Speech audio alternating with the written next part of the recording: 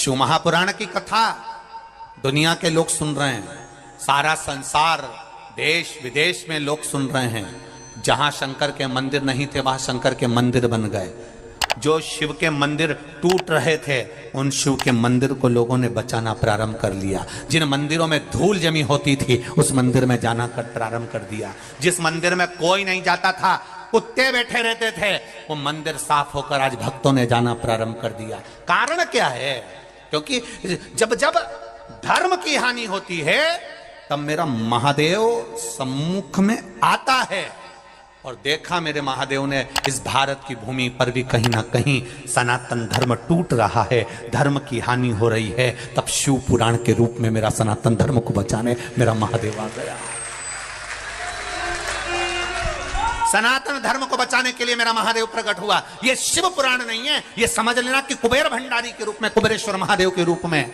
यह शिव पुराण नहीं, कुबेरेश्वर महादेव के रूप में सनातन धर्म को बचाने के लिए यह शंकर की गाथा है। शिव तत्व शंकर स्वयं आया है, उसको पहचान। सबसे ज्यादा खुशी होना चाहिए कौकड़ी बालोदा बाजार भाटापारा वालों को, सबसे ज्यादा प्रसन्नता होना चाहिए। क्यों? हमारे नगर के पास में, हमारे क्षेत्र के पास में, हमारे जिले के अंतर्गत देवादिदेव महादेव की कथा हो रही है। कहीं शिव की कृपा होना थी, इसलिए बाबा ने इस कथा को करा दिया। कहीं शिव की कृपा होना थी।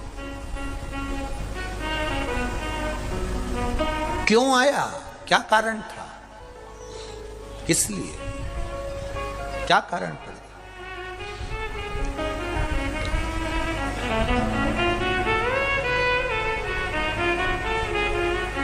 साहब,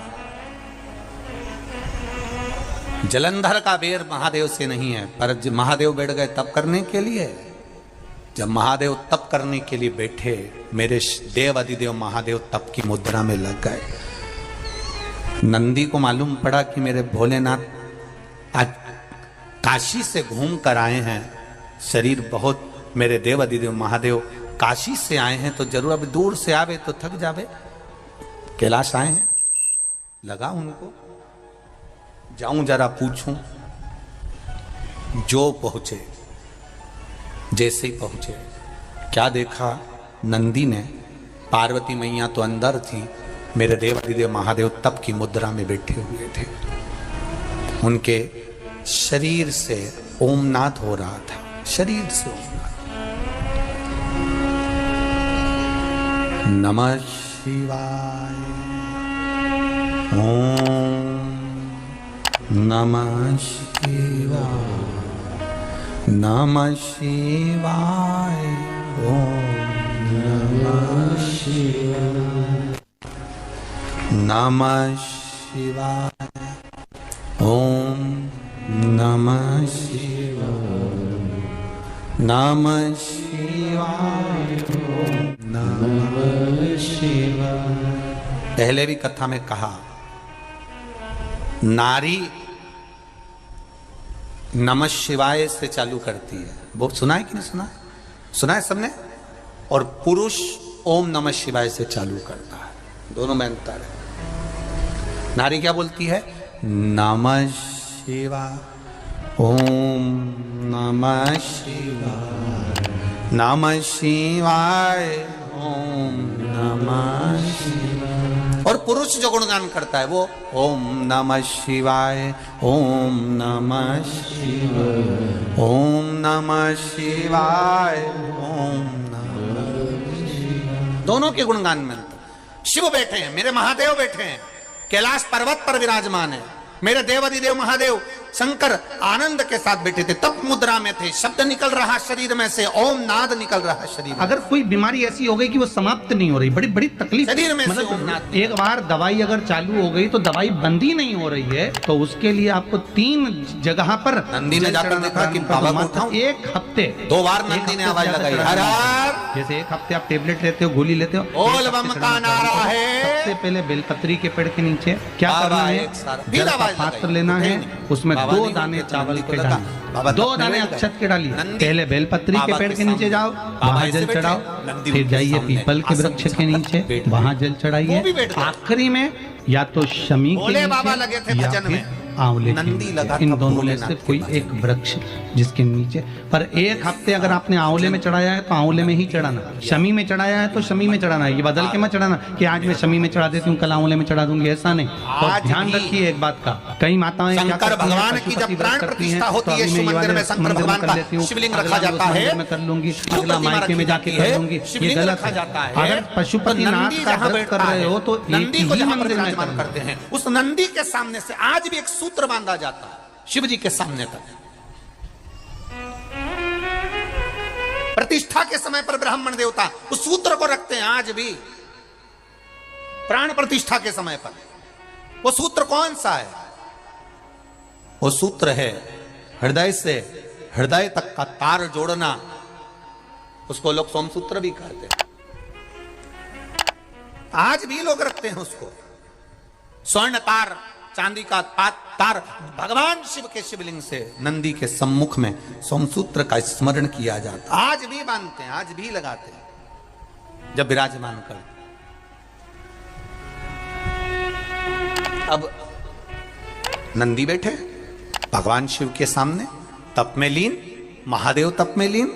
इतनी देर में आ गए जलंधर, जिसका कोई बेर नहीं महादेव से, कोई बेर नहीं है महादेव से, तो भी जलंधर आया।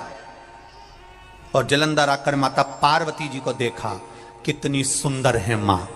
देखकर जलंधर ने माता का हाथ का स्पर्श करा। उस समय पर मां शिव का स्मरण कर रही थी, भगवान शंकर का स्मरण कर रही थी मां। कोई बेर नहीं है जलंधर से। और एक बात याद रखिए, जितने लोग आस्था चैनल पर कथा सुन रहे हैं, जितने फेसबुक यूट्यूब पर सुन रहे हैं, और जितने इस कौकड़ी गांव के अंतर्गत छत्तीसगढ़ में कथा सुन रहे हैं, मेरे धान के कटोरे में बैठकर आप लोग कथा का रसतत्व ग्रहण कर रहे हैं, एक बात का स्मरण जरूर रखिएगा, कोई कोई आपकी जिंदगी में ऐसा मिलेगा जिसका आपने कुछ नहीं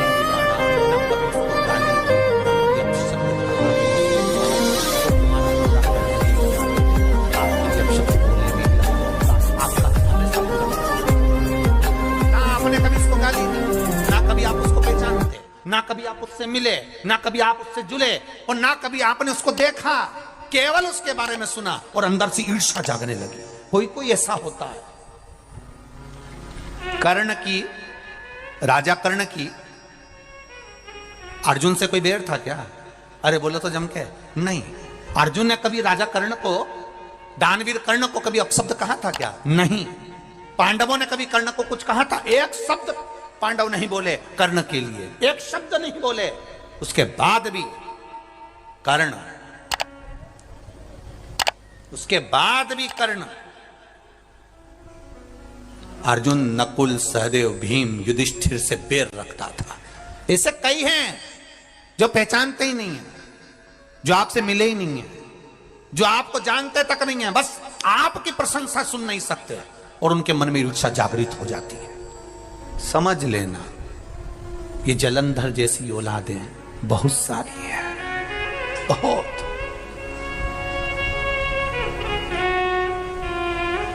कितना बड़ा संवाद है शिव महापुराण का, कभी ध्यान से सुनिएगा।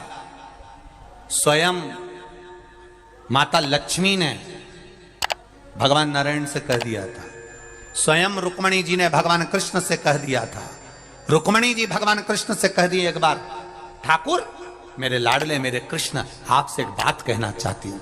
भगवान ने कहा बोल, क्या कहना चाहती रुक्मणी? रुक्मणी जी कहती हैं, मैं ये कहना चाहती हूँ कि कर्ण इतना बड़ा दानवीर था, इतना दान देता था, इतना बड़ा दानवीर कहलाता था, कर्ण जैसा कोई दानी नहीं हुआ संसार में। अर्जुन भी उसके आगे फीका था, अर्जुन भी उसके आगे फीका था।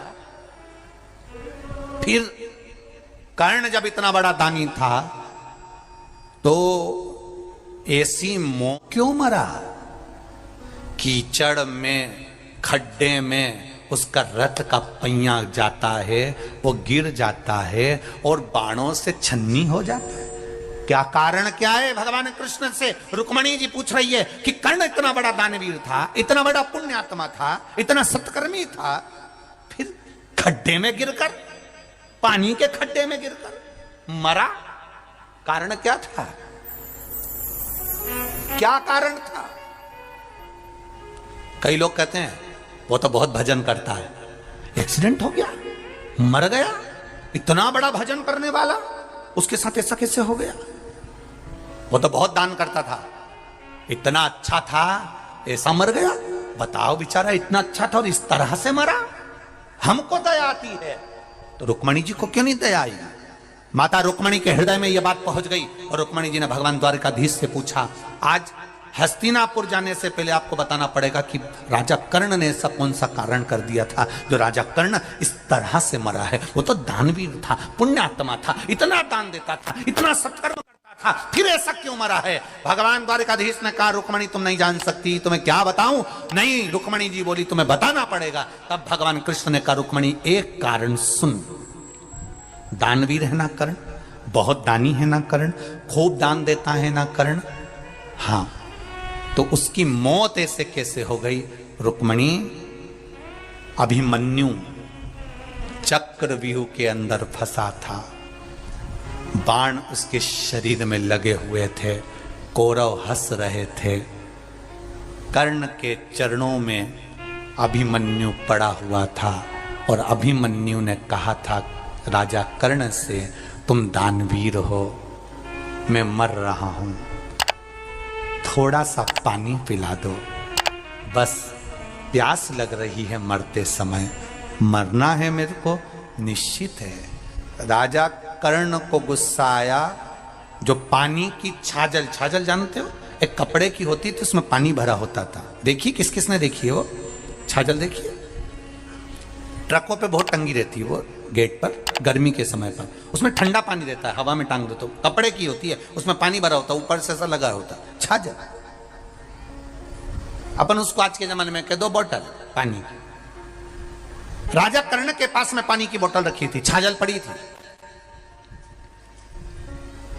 अभिमन्यु ने कहा मुझे बहुत प्यास लग रही है, मैं मर रहा हूं, आप लोगों ने मुझे बाण मार दिया, मैं मर रहा हूं, पर प्यास लग रही है, पानी पिला दो, थोड़ा सा पानी पिला दो, थोड़ा सा पानी दे दो।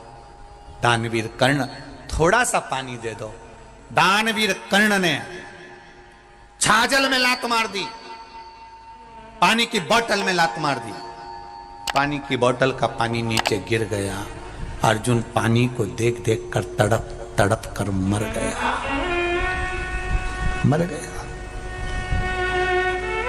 भगवान कृष्ण ने रुक्मणी जी से कहा, जिंदगी भर उसने सोना दान करा हो, चाहे चांदी दान करी हो, चाहे हीरा दान करा हो, पर मरने वाले